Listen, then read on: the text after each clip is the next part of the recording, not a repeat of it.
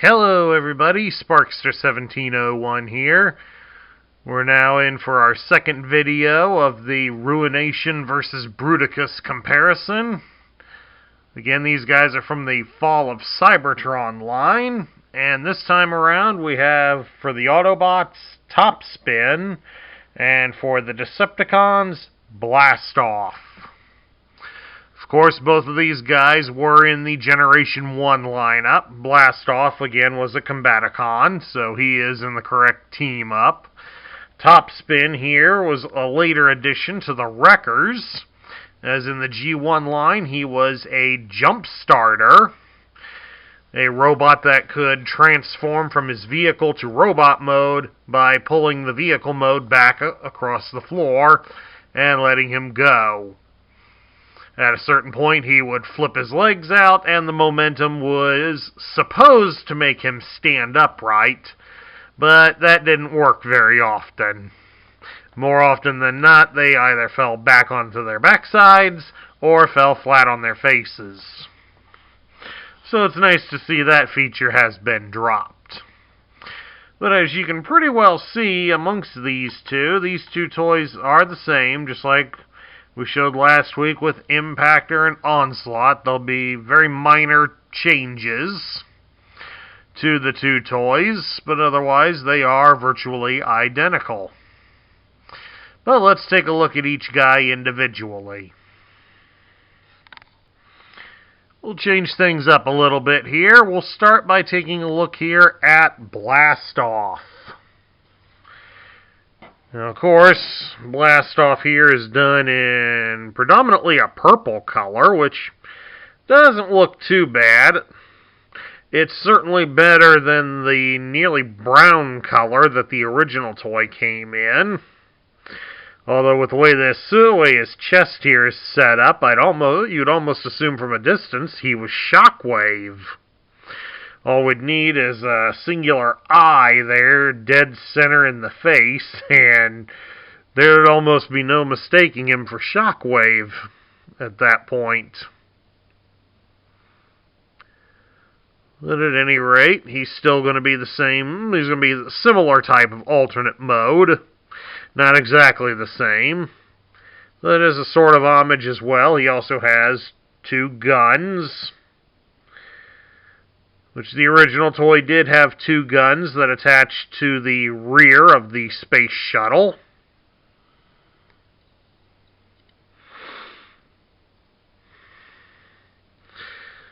So it's sort of a nice homage to the original. It's not a perfect one, but he at least has that going for him. Taking a look at his articulation, see what he can do. He can turn his head from left to right, and it can slightly rock back and forth, up and down. You can raise the shoulders up about that far, and you can rotate the arm at the shoulder all the way around. You can bend his arms at the elbow about 90 degrees, and he can swivel at the bicep, so he does have G.I. Joe battle grip. He doesn't have any ability to twist at the waist, but you can spread his legs apart to do full splits. You can also raise his leg up about 100 degrees, and you can bend him at the knee about 90 degrees. So, quite a range of motion. Oh, and also he can turn his leg up here,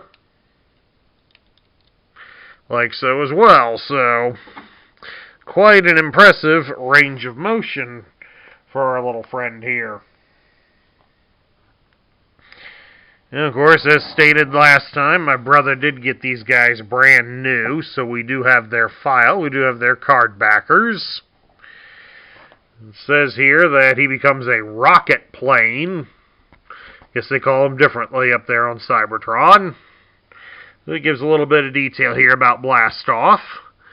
Blast Off disguises the horrible loneliness he feels behind utter contempt for anyone who can't reach orbit under their own power.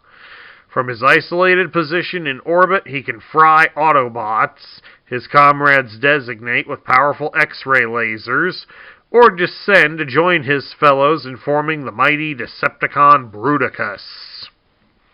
This does carry over from the G1 form, as Blast Off did experience quite a amount of loneliness being in outer space all the time, and he did have X-ray lasers. He did enjoy sniping his enemies from space. Now we take a look here at his vital statistics. It shows that his strength is 5, his intelligence is 8, his speed is 10, his endurance is 7, his rank is 5, his courage is 4, his fire blast is 10, and his skill is 5. Now, it would be nice if they actually told us what sort of function he portrays in this new media, so we can really tell if how well his skill is as a good comparison. As in the original, he was basically a space warrior. Before we turn him away and take a look at Topspin, let's take a quick look here at his accessories, in case any of you are looking to buy a loose one. Blast Off comes with 2 guns.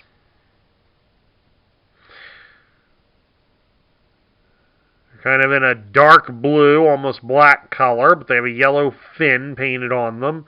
And of course, they also have a post coming out the one side of the gun,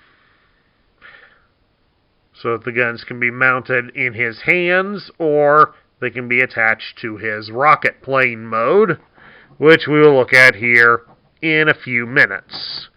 Or, of course, if you want to get funny, you can also store one of the guns on his leg, but it's got to be stored pointing upright, and that just doesn't look right.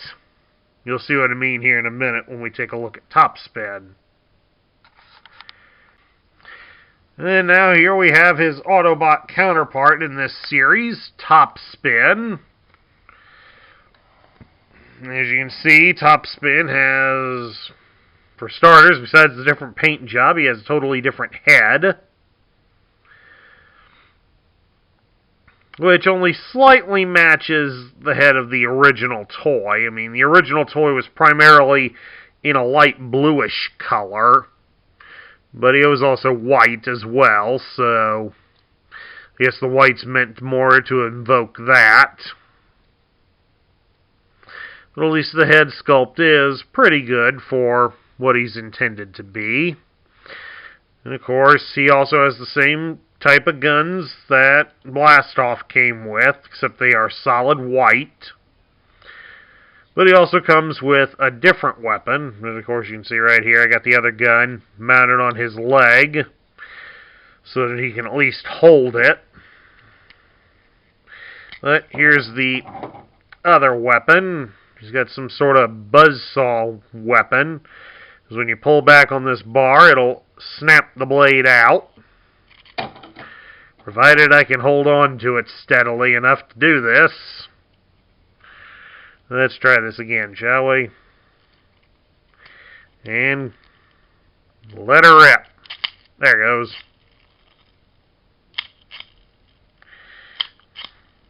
You pull back on this lever, and the buzzsaw blade pops out, and as you saw there, it spins for a brief moment. Not a bad little gimmick, but a little silly if you ask me. But that's the thing that separates the Autobots and the Decepticons in this line for this wave. While they're molded the same and have the same transformation, the Autobot warriors come with an extra weapon. Why, instead of both of them having an extra weapon, I do not know. Seems kind of silly, but nobody's perfect. Anyway, let's take a look here. We've got the file card here, and they also list him as a rocket plane, which is totally different from his G1 form, because in G1, Topspin was an amphibious hovercraft, or a spaceship, depending on what form of media you tended to believe. The box labeled him as a spaceship, but when you looked at the front of him, those things were obviously pontoons, so he was probably more meant to be a hovercraft. At any rate, what does it say here about Topspin? The conquest of new territories is just as important to Autobot Topspin as the defeat of the Decepticons. Whenever he's not charging into battle alongside his teammates, he can be found alone in the galaxy's wildest places. He is an explorer and adventurer at heart, with an unquenchable desire to see whatever mysteries lie behind the next mountain. Again, this is a nice homage to the G1 toy, as Topspin was a bit of an adventurer and explorer, and he liked to enjoy conquering new obstacles that would be in his way. So, it is a nice homage to him. Now we'll take a look here at his tech specs. It gives his strength as 8. His intelligence is 7. His speed is 9. His endurance is 8. His rank is 5. His courage is 9. His fire blast is 6. And his skill is 8. So in some ways he's slightly better than Blast Off. Though I think Blast Off's got him beat on speed at least. Speed and fire blast. We're about together here. Yep. Speed and fire blast he's got him beat on, and intelligence. Otherwise, not a bad matchup between the two.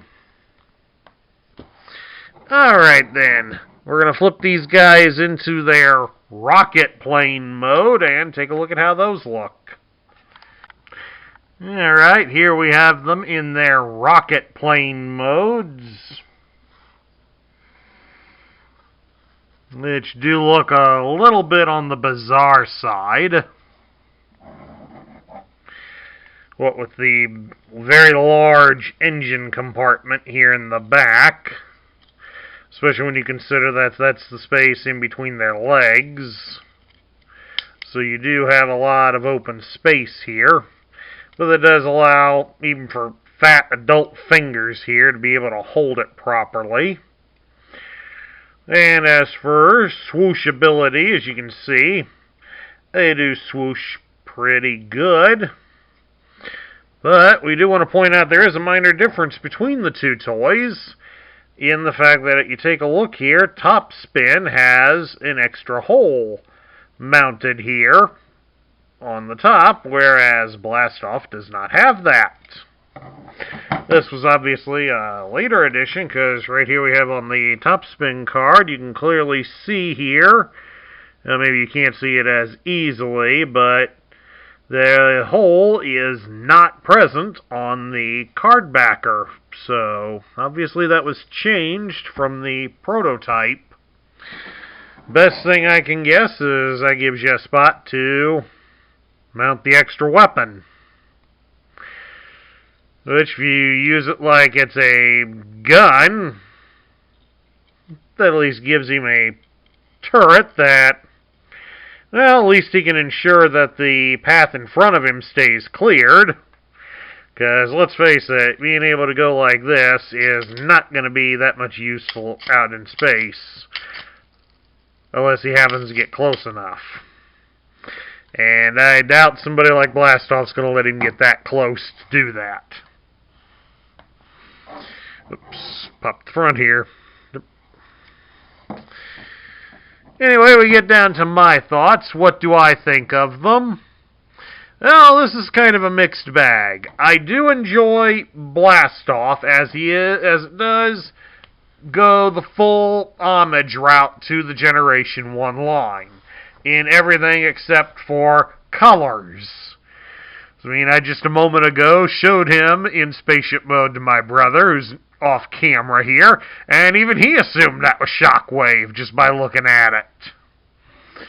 So that kind of shows you how much purple is associated with Shockwave.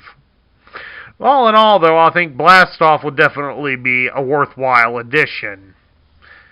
Topspin, unfortunately, he is not going to be as desirable since he is radically different from his G1 counterpart.